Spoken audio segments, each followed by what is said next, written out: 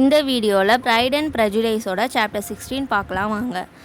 மறுநாள் அதுதான் Mrs Philips வீட்டில் ஒரு பார்ட்டி இருக்கிறதா சொல்லியிருந்தாங்களே, அதுக்கு கிளம்புறாங்க.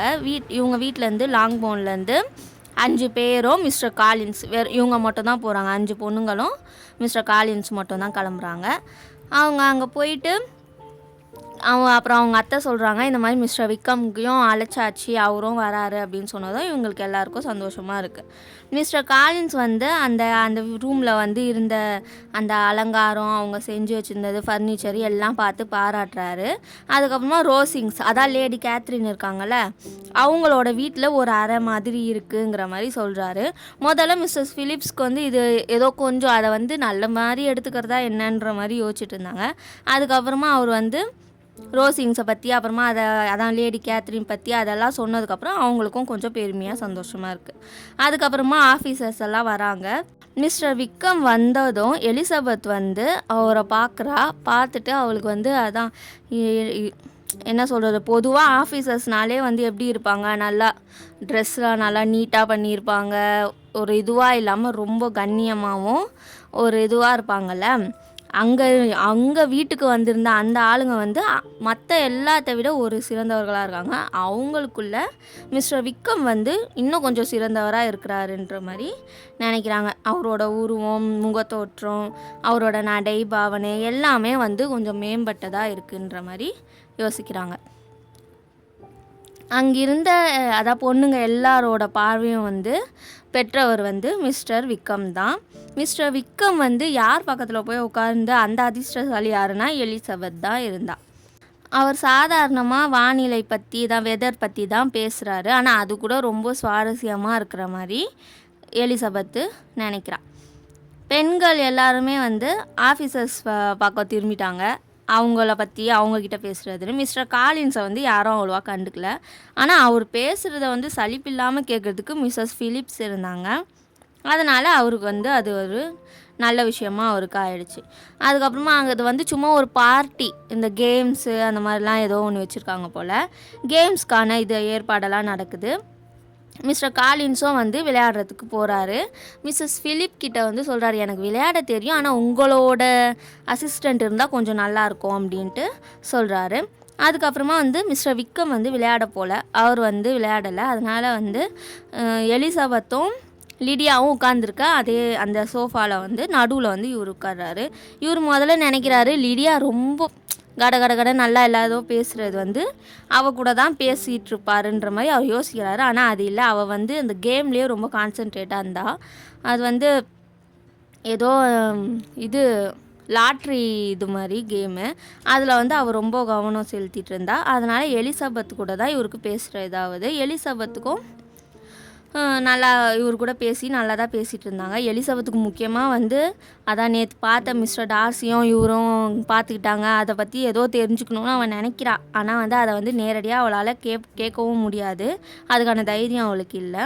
ஆனால் எப்படியோ அவள் நினச்ச மாதிரி யதார்த்தமாக நடக்குது. மிஸ்டர் விக்கமே தானாக அந்த டாபிக்குள்ளே வராரு. நெதர்ஃபீல்டு இங்கேருந்து எவ்வளோ தூரம் அப்படின்னு கேட்குறாரு.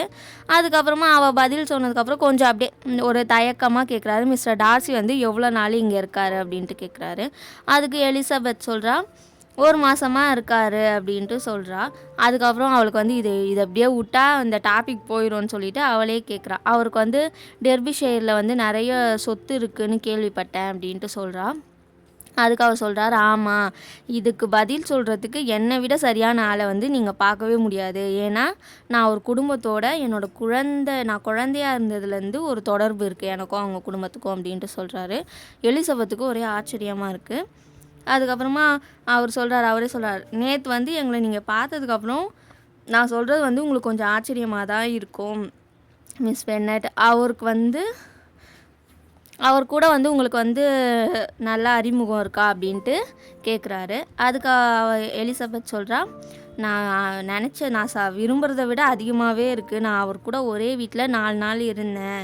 அவர் கொஞ்சம் கூட யார் கூடயும் ஒத்து போகாத ஆள்னு நான் நினைக்கிறேன் அப்படின்ட்டு அவர் சொல்கிறா. இவன் இப்படி சொன்னதும் மிஸ்டர் விக்கம் அவர் அப்படி இப்படின்னு 2 பேரும் மாறி மாறி பேசுகிறாங்க. அதுக்கப்புறமேட்டு அவரே கேட்குறாரு, மிஸ்டர் விக்ரம் கேட்குறாரு, டார்சி வந்து இந்த கண்ட்ரிலே வந்து ரொம்ப நாள் இருக்க போகிறாரான்ற மாதிரி கேட்குறாரு. அதுக்கு எலிசபெத் சொல்கிறா, இல்லை எனக்கு தெரியல, ஆனால் வந்து நான் அங்கே இருக்க வரைக்கும் அவர் வந்து போகிறத பற்றி எப்போ கிளம்புறாருன்றதை பற்றியெல்லாம் நான் எதுவும் கேட்கல அப்படின்ட்டு அவள் சொல்கிறா. இப்போ அவர் இங்கே இருக்கனால உங்களோட பிளான் ஏதாச்சும் மாறாதுன்னு நான் நம்புகிறேன் அப்படின்ட்டு சொல்கிறா. அதுக்கு அவர் சொல்கிறாரு, ஓ அப்படிலாம் இல்லை, நான் அவரை பார்த்துலாம் போக மாட்டேன், அவருக்கு என்னை பார்க்க வேணான்னா அவர் தான் போகணும் அப்படின்ட்டு மிஸ்டர் விக்ரம் சொல்கிறாரு. நாங்கள் வந்து நண்பர்கள்லாம் இப்போதைக்கு இல்லை, அவரை சந்திக்கிறது வந்து எனக்கு கொஞ்சம் வருத்தம் தான், ஆனால் என்ன பண்ணுறது, எனக்கு அது ஒன்றும் பெரிய விஷயம் இல்லை அப்படின்ட்டு அவர் சொல்கிறாரு. அவரோட அப்பா வந்து ரொம்ப நல்லவர், எனக்கு வந்து ஒரு நல்ல ஒரு ட்ரஸ்டட் ஃப்ரெண்டாக இருந்தார் அவர். நான் வந்து டார்சியை வந்து எதில் வேணால் நான் மன்னிச்சிடுவேன், ஆனால் வந்து அவரோட தந்தையோட நம்பிக்கையை உடைச்சதை நான் வந்து அதை மட்டும் மறக்க மாட்டேன் அப்படின்ட்டு சொல்கிறாரு. அதுக்கப்புறம் இந்த அவங்களோட அந்த கண்ட்ரியை பற்றி பேசுகிறாரு. இது ஒரு நல்ல ஒரு சமூகமாக இருக்குது, என்னோட நண்பர் வந்து அதான் மிஸ்டர் டென்னி இருக்கார்ல, அவர் வந்து இங்கே இருக்க நல்ல விஷயத்தை பற்றிலாம் சொன்னார். அதே மாதிரி இங்கே வந்து அவருக்கு கிடைக்கிற மரியாதை, அறிமுகங்கள் அதை பற்றியும் சொல்லி தான் என்னை வந்து ரொம்ப டெம்ப் பண்ணி தான் நான் இங்கே வந்துட்டேன் அப்படின்ட்டு அவர் சொல்கிறாரு. நான் இருக்கிற இடம் எனக்கு ரொம்ப முக்கியம் அப்படின்ட்டு சொல்கிறாரு. எனக்குன்னு வேலை சமூகம்னு எனக்கெலாம் அமைஞ்சிருக்கணும், நான் வந்து இராணுவ வாழ்க்கையில் இருக்கணும்ன்ட்டு நான் நினைக்கல, ஆனால் வந்து என்ன பண்ணுறது, சூழ்நிலை வந்து இப்படி நடத்திடுச்சு அப்படின்ட்டு சொல்கிறாரு. நான் வந்து சர்ச் பணிக்காக, அதாவது சர்ச்சில் வேலை இருக்கோல, அதுக்காக நான் வந்து வளர்ந்தவன் தான் நான், ஆனால் இப்போ நான் வந்து முக்கிய இடத்துல இருந்திருக்கணும், ஆனால் வந்து நம்ம பேசிகிட்ருக்கோமே ஒரு ஜென்டில்மேன், ஆனால் அவரால் தான் அது நடக்கலைன்ற மாதிரி சொல்கிறாரு. அதுக்கு எலிசபெத் சொல்கிறா, உண்மையா அப்படி சொல்லி கேட்குறா.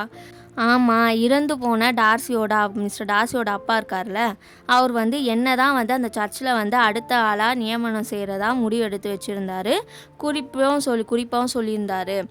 ஏன்னா எனக்காக தான் செஞ்சார், ஆனால் அவர் இறந்ததுக்கு அப்புறமேட்டு அது வேறு ஒரு ஆளுக்கு கொடுக்கப்பட்டுச்சு அப்படின்ட்டு அவர் சொல்கிறாரு.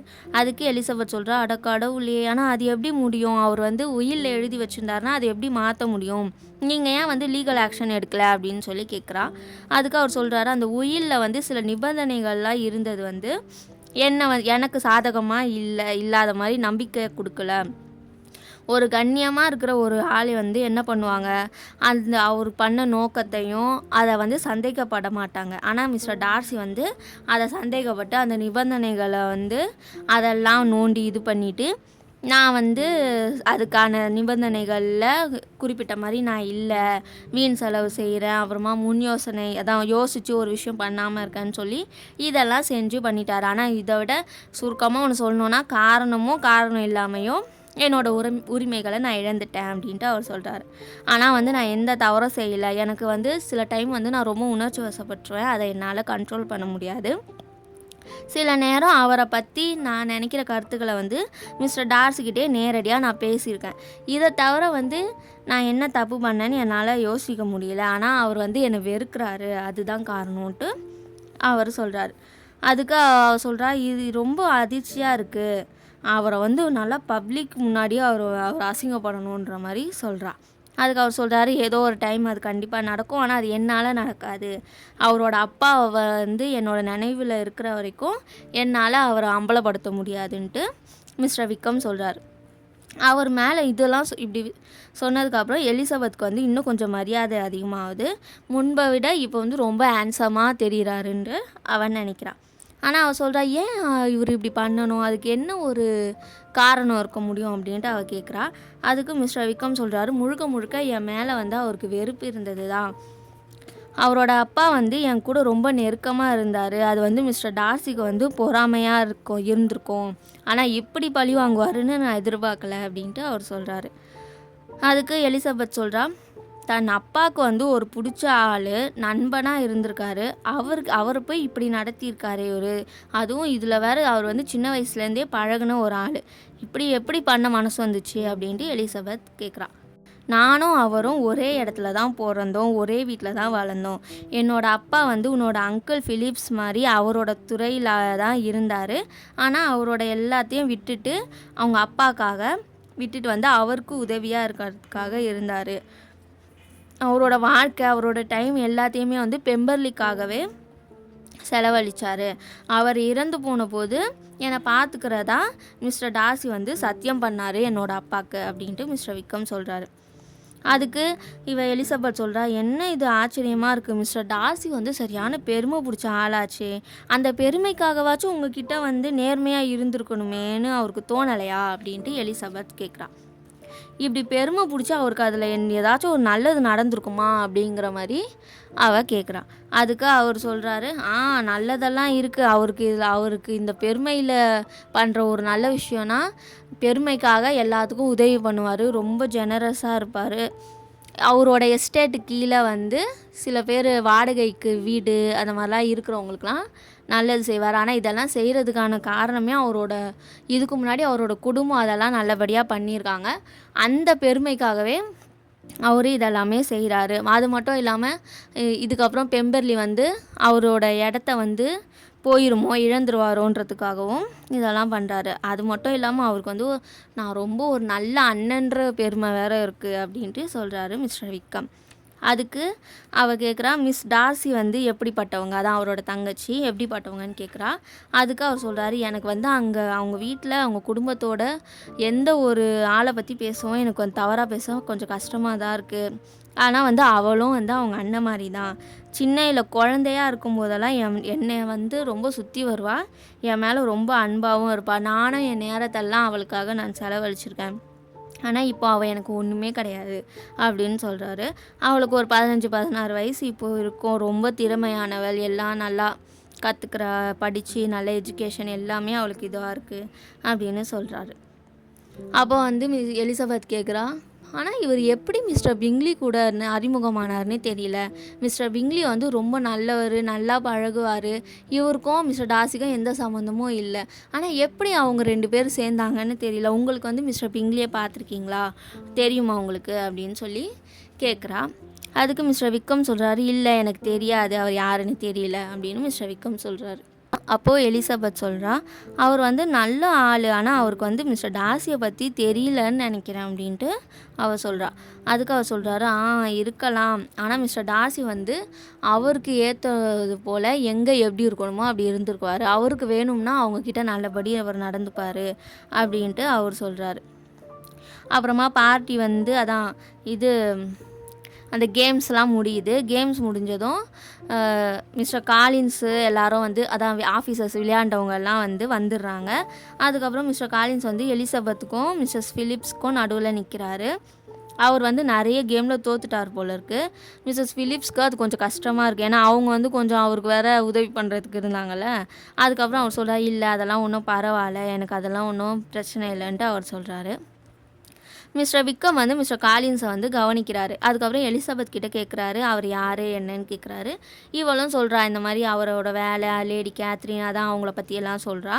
இதெல்லாம் கேட்டதுக்கப்புறமா மிஸ்டர் விக்கம் சொல்கிறாரு, லேடி கேத்ரினும் ஆனி டார்சி அதான் அவங்க வீட்டு ஆள் போல் இருக்குது, மிஸ்டர் டார்சியோட வீட்டு சொந்தக்காரங்க போல், அவங்களும் சிஸ்டர்ஸ்னு உனக்கு தெரியுமா அப்படின்னு சொல்லி கேட்குறாரு.